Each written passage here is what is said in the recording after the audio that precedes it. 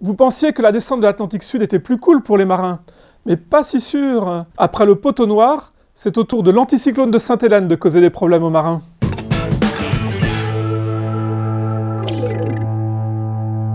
Il se situe dans l'hémisphère sud et il porte ce nom parce qu'il est souvent centré sur l'île de Sainte-Hélène. Vous savez, l'île sur laquelle Napoléon Bonaparte a été exilé. Mais bon, on n'est pas là pour faire un cours d'histoire. Donc revenons à cet anticyclone. Que se passe-t-il dans l'hémisphère sud autour d'un anticyclone? Le vent tourne dans le sens contraire des aiguilles d'une montre. Donc si on faisait une route directe depuis le poteau noir vers le cap de Bonne-Espérance, on naviguerait au près, face au vent. Pas top pour un voilier. C'est donc plus simple de faire le tour par l'ouest, au portant, au vent arrière. Mais l'anticyclone grossit, se rétracte, se déplace, pas toujours facile. L'idéal est de le contourner assez loin pour ne pas tomber dans les zones de calme au milieu, mais pas trop loin non plus pour ne pas faire trop de route.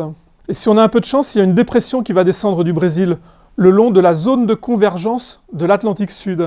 Cette dépression va pousser l'anticyclone, et les bateaux vont descendre entre la dépression et l'anticyclone, avec du vent à toute vitesse. C'est l'effet TGV. Par contre, pour ceux qui n'ont pas la chance d'avoir cette dépression, c'est plus l'effet tramway. Pas beaucoup de vent, plein vent arrière, il faut tirer des bords, et là, l'écart peut se creuser. Donc vous pensiez qu'elle était cool cette descente de l'Atlantique. Vous voyez, c'est plus compliqué qu'il n'y paraît. Un petit brin de chance, une bonne trajectoire, peuvent permettre de gagner plusieurs jours à l'arrivée au cap de Bonne-Espérance. Si cette vidéo vous a plu, retrouvez-nous la semaine prochaine pour d'autres explications sur les phénomènes du Grand Sud. À bientôt!